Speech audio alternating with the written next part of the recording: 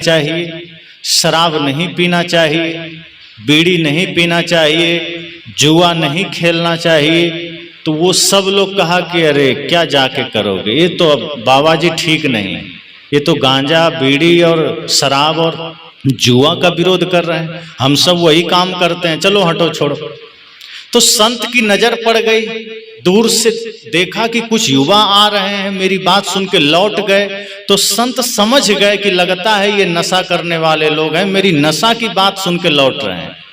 उनको लग गया कि ये जुआ खेलने वाले लोग हैं, मैंने जो जुआ पर बोला है उसको सुनकर लौट गए। तो संत थोड़ा तेज दिमाग के थे, उन्होंने कहा इसको बुलाएंगे नहीं तो ये सीखेगा कैसे, जब बीमारी ही चली जाएगी, बीमार लोग ही नहीं आएंगे तो हम दवा किसको देंगे। ये स्वस्थ लोगों का इलाज थोड़े करना है, बीमारों का ही इलाज करना है, और बीमार तो पहले ही भाग रहा है। तो संत ने थोड़ा लालच दिया। संत ने कहा देखो बीड़ी तो नहीं पीना चाहिए, पर सुबह एक बार पी लेने में कोई हर्जा नहीं। तो जो बीड़ी पीने वाला था उस सुना का लगता है बाबा जी बढ़िया है, हमारे ही काम का है, चलो चलते हैं, हम बीड़ी पीते हैं, ये बीड़ी पीने का समर्थन कर रहा है, एक बार सुन लें। वो लौट गया। लेकिन जो शराब पीने वाला था गाने ने मेरे काम का नहीं है। तभी बाबा जी ने कहा कि देखो शराब भी त्योहारों में एक बार पी लेने से कोई हर्जा नहीं है, त्योहार में कभी कभी पी लेना चाहिए। शराबी को लगा ये बाबा तो बड़ा काम का है, लौटो, ये तो हमारा ही समर्थक है। तभी जुआरी कहा मेरा क्या काम, जुआ का तो देखो खंडन किया है। संत समझ गए कि जुआरी के लिए भी कुछ कहना पड़ेगा। तो संत ने कहा कि जुआरी जो जुआ खेलते हैं उसको खेलना नहीं चाहिए, लेकिन कभी कभार होली आदि में, दिवाली में खेल लिया तो कोई हर्जा नहीं है। जुआरी कहता है बाबा जी बड़ा काम का है, चलो। अब तीनों आके बैठ गए। तब बाबा जी ने और गजब की बात कही, कहा देखो जो बीड़ी पिएगा उसको कभी कुत्ता नहीं काटेगा। उसको लगा ये तो और गजब की बात है, बीड़ी पिएगा तो हमको कुत्ता नहीं काटेगा। वो कहा तब तो हम बढ़िया करते हैं। उसके बाद संत ने कहा कि जो शराब पिएगा वो कभी बूढ़ा नहीं होगा। उसके बाद संत ने कहा जो जुआ खेलेगा उसके घर में कभी डाका नहीं पड़ेगा। अब तीनों बैठ गए, हाथ जोड़ के कहा इनसे बढ़िया गुरु तो आज तक नहीं मिला, बहुत बढ़िया। उसके बाद संत ने अपनी बातें रखी, सभा समाप्त हुई। अब संत तो जान रहे हैं कि ये तीनों अब मेरे पास आएगा ही आएगा, तब इलाज करेंगे, क्योंकि बीज तो डाल दिया था, पहले ही कुछ कटाक्ष कर देते भाग जाता, आता ही नहीं। संत ने कहा मैं तो बीज डाल दिया, अब आएगा मेरे पास। सत्संग खत्म हुआ, तीनों पहुंच गए।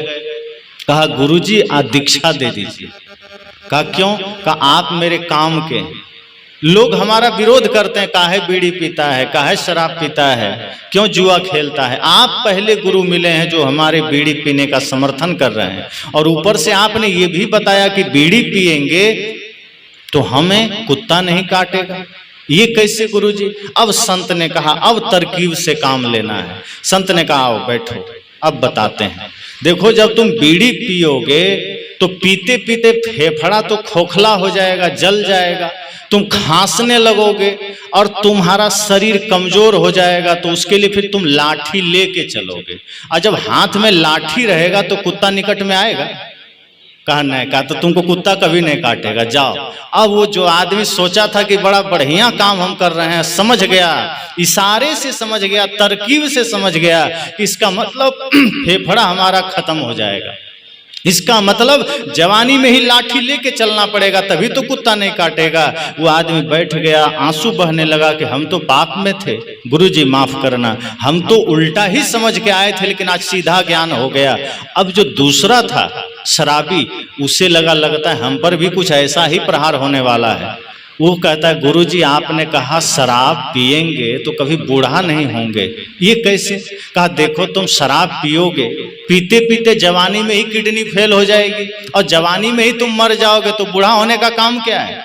तुम जवानी में राम नाम सत्य तुम्हारा हो जाएगा, तो बूढ़ा काहे के लिए होगे, इसलिए तुम्हारा भी काम। अब वो भी सिर झुका दिया, कहा गुरुजी हम अपने जीवन के सत्य को समझ गए कि शराब स्वास्थ्य के लिए ठीक नहीं है, हम आदतवश पी तो रहे हैं, आदत के गुलाम होकर के नशा कर तो रहे हैं, लेकिन ये हमारे अर्थ का नुकसान कर रहा है, ये हमारे चरित्र का नुकसान कर रहा है, ये हमारे शरीर का नुकसान कर रहा है। संत ने कहा कि शराब का बोतल सामने रख करके प्रश्न पूछना कि आज तक हमने तुम्हें पिया है, तुमने भला किया है क्या मेरा? तो शराब खुद कहेगी भला तो नहीं किया, लेकिन तुम्हें अस्पताल का चक्कर लगवा दिया है, तुम्हें समाज में अपमानित कर दिया है और तुम्हारे शरीर को खोखला कर दिया है। अब तुम कभी भी खो दोगे, फिर आप नहीं पी सकते। तंबाकू को हाथ में लीजिए और प्रश्न करिए कि तुमसे मुझे कुछ भला हुआ? तंबाकू खुद कहेगी भला क्या हो सकता है। अरे एक साधारण सी बात है, जो लार आपके भोजन को पचाता है, तंबाकू तो उसे भी बाहर फेंकने के लिए मजबूर कर देती, गुटखा उसे भी बाहर फेंकने के लिए मजबूर कर देती है। वो भला आपका क्या करेगी? वो भी कहती है हम समय के साथ आपके जबड़ों में कैंसर तो उतार सकते हैं, भला क्या कर सकते हैं? समय के साथ हम आपका समाज में अपमान तो कर सकते हैं, भला क्या कर सकते हैं? संत ने कहा इसलिए शराब जीवन के लिए खतरनाक है, सामाजिक दृष्टिकोण से भी, आर्थिक दृष्टिकोण से भी और धार्मिक दृष्टिकोण से भी। अगर कोई शराबी है तो मैं चैलेंज करके कहता हूं, अगर आप शराब पीते हैं, अपने बच्चे को शराब पिलाना पसंद करेंगे क्या? अगर आप उसे पसंद कर रहे हैं, आपको लगता है शराब बढ़िया है और आपको पता चल जाए कि मेरा बेटा शराब की दुकान पर एक बार खड़ा बस हो गया है, आप सोच नहीं सकते कि आप क्या करेंगे। उस दिन आपको 440 वोल्ट का झटका लगेगा। एक लड़का स्कूल में पढ़ रहा था, मित्रों ने उसका कहा कि मेरे पिता डॉक्टर हैं, मैं डॉक्टर बनूंगा। और जो लड़का की बात हो रही है, उस लड़के का पिता उस एरिया का नंबर 1 शराबी था। तो दूसरे मित्र ने कहा मेरे पिता वकील हैं, मैं वकील बनूंगा। मेरे पिता इंजीनियर है, तीसरे ने कहा मैं इंजीनियर बनूंगा। अब उसका नंबर आया, अब वो क्या कहता, मेरे पिता 1 नंबर के शराबी हैं, मैं शराबी बनूंगा। वो चुप रह गया। बाकी तीनों ने कहा तुम भी तो कहो। कहा बस मैं चलता हूँ। घर आया, रोने लगा। पिता ने कहा क्या हुआ? कहा आपके वजह से मेरा अपमान हो गया। कहा क्या? कहा मेरे 3 मित्र हैं, तीनों के पिता डॉक्टर, इंजीनियर, वकील हैं। सबने अपना अपना संकल्प लिया है कि मेरे पिता डॉक्टर हैं, मैं डॉक्टर बनूंगा, वकील हैं, वकील बनूंगा, इंजीनियर है, इंजीनियर बनूंगा। मैं क्या कहता, मेरे पिता शराबी हैं, मैं शराबी बनूंगा। आपके वजह से आज मेरा सिर झुक गया। पहली बार उस बाप को होश आया कि बाप भी कारण बन सकता है अपने पुत्र के भ्रष्ट होने का, अपमानित होने का, उसे मानवता के श्रेणी से गिर जाने का। और एक पिता अगर तंबाकू खा रहा है, एक पिता अगर शराब पी रहा है, तो आप सिर्फ नहीं पी रहे हैं, आप अपने पुत्र के भविष्य की हत्या कर रहे हैं, आप उसके भविष्य के निर्माण को ध्वस्त कर रहे हैं। अगर आप संस्कारी नहीं बन सकते तो आप उम्मीद मत करिए कि आपका बेटा संस्कारी बनेगा। अगर आप अश्लील गीतों पर नाचेंगे और आप उम्मीद करेंगे कि आपका बेटा बुद्ध बनकर ध्यान करेगा, तो ये सपना ही देखिए, ये हकीकत नहीं हो सकता है। अगर अपने बेटे में बुद्धत्व देखना है, अगर अपने बेटे में राष्ट्रभक्ति देखनी है, तो आपको भी उस कदर बन जाना होगा। एक पिता को भी अपने जीवन में वो बदलाव लाने होंगे। तो अगर आप पिता हैं तो संकल्प लीजिए, और नहीं है, होने वाले हैं तो भी संकल्प लीजिए कि आपकी कोई भी गंदगी आपके संतान के भविष्य को नरक न बना दे। तो संत ने कहा कि तुम शराबी हो, जरा होश में आ जाओ, जरा ध्यान में आ जाओ कि तुम शराब पी तो रहे हो, लेकिन तुम्हारी वजह से तुम्हारे परिवार का भी नुकसान तो हो रहा है। दिन रात तुम्हारे माता पिता पत्नी परेशान रहते हैं, पता नहीं शराब पीकर किस नाली में गिरा होगा, पता नहीं कब कौन चढ़ के कुचल के चला जाए। अपमान हो रहा है सो अलग। आदमी कहता है गुरुजी मैं एक बड़ा गरीब आदमी हूं, सत्संग नहीं करा सकता, लेकिन शराब पीने के समय आदमी कभी नहीं कहता मैं बड़ा गरीब आदमी हूं, शराब नहीं पी सकता।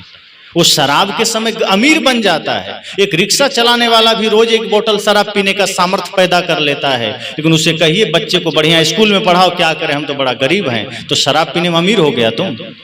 शराब के लिए तुम कहां से कर लिया जुगाड़? अपना भविष्य बिगाड़ा, अपना शरीर बिगाड़ा, बच्चे का भविष्य बिगाड़ा। एक व्यक्ति को मैंने कहा स्वास्थ्य ठीक नहीं है, थोड़ा फल खा लिया करो, थोड़ा दूध ले लिया करो। उसने कहा मैं बड़ा गरीब आदमी हूं। तभी उसके पिता ने कहा गुरुजी मत पूछिए, ये रोज 1 बोतल शराब पीता है। मैं कहा 1 बोतल शराब में तुम्हारा दूध और फल दोनों आ जाएगा। शराब पीने में तुम्हारी गरीबी कहां चली गई?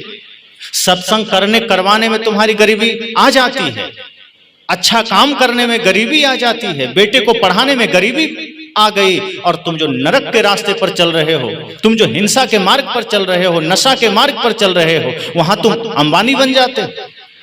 संत ने कहा इसलिए अपने जीवन को होश में लाओ, ये शराब तुम्हारे हित का नहीं है, ये तुम्हारे। और आदमी शराब पीता क्यों है? आदतवश। कई लोग कहते हैं गम भुलाने के लिए, कुछ लोग कहते हैं टेंशन है उसे भुलाने के लिए, कुछ लोग कहते हैं झगड़ा हो गया उस गम से थोड़ी देर दूर रखने के लिए। अरे तो उसके लिए सत्संग करो, 24 घंटे नशा टेंशन मुक्त आप हो जाएंगे। शराब आपको टेंशन मुक्त नहीं करता है, शराब आपको टेंशन से थोड़े देर के लिए ओझल कर देता है, वो आपकी चेतना को दबा देती है। शराब में वो पावर है कि बुद्धि से आपको थोड़ा कनेक्शन काट देती है, मूर्छा में ले आती है। अब आप मूर्छा में हैं तो टेंशन नहीं है। ऐसा थोड़े है कि अब यहाँ कूड़ा लाकर आप रख दें और मैं सफेद चादर ढक दूं तो कहें कूड़ा खत्म हो गया। अरे वो दिखाई देना बंद हो गया है, कूड़ा अंदर मौजूद है, और एक आध दिन छोड़ दो तो भीतर से दुर्गंध आना शुरू हो जाएगी। समझदार आदमी वो है जो ऊपर से कपड़ा नहीं ढकता है, कूड़ा ही निकाल के फेंक देता है। तो हम जीवन के दुखों को शांत करने के लिए नशा का सहारा ले रहे हैं। नशा ही करनी है, गुरु भक्ति का नशा करो। ये नशा चढ़ गई तो उतरेगी नहीं, और सदा टेंशन से आप मुक्त हो जाएंगे, सदा दुखों से मुक्त हो जाएंगे। संत ने कहा इसलिए शराब मत पीना। इतना देर में वो जो जुआड़ी था वो तो कांप रहा है, लगता है मेरा पता नहीं क्या होगा। लेकिन उसने कहा गुरुजी आप तो कहे हमारे घर में कभी डाका नहीं पड़ेगा, इसका क्या रहस्य है? कहा अरे मूर्ख, तुम जुआ खेलते खेलते धन दौलत जमीन गहना जेवर सब हार जाओगे तो चोर तुम्हारे घर में आके गीता पाठ करेगा? क्या करेगा आके? भाई चोर तो उसी के घर में आएगा जिसके घर में धन है। कुछ भी सोने चांदी आभूषण तो होना चाहिए चुराने के लिए। तुम तो जुआ में सब हार जाओगे, कुछ बचेगा ही नहीं, तो वो आके क्या करेगा? इसलिए तुम्हारे घर में कभी डाका नहीं पड़ेगा। वो भी जाग गया। कहा गुरुजी आपने बिल्कुल सत्य कहा, मेरे जीवन में आज से इसी क्षण से मैं संकल्प लेता हूं कि जुए के नाम से भी अब मैं दूर रहूंगा, परहेज करूंगा। जुआ से दूर हो गया। संत ने तरकीब निकाली कि समस्या तो लोगों के मन में है, लेकिन बहुत लोग समस्या के समाधान का रास्ता नहीं खोज पाते। प्यास तो है लेकिन बहुत लोगों को प्यास का ही पता नहीं चलता, तो पानी कहां से खोजे?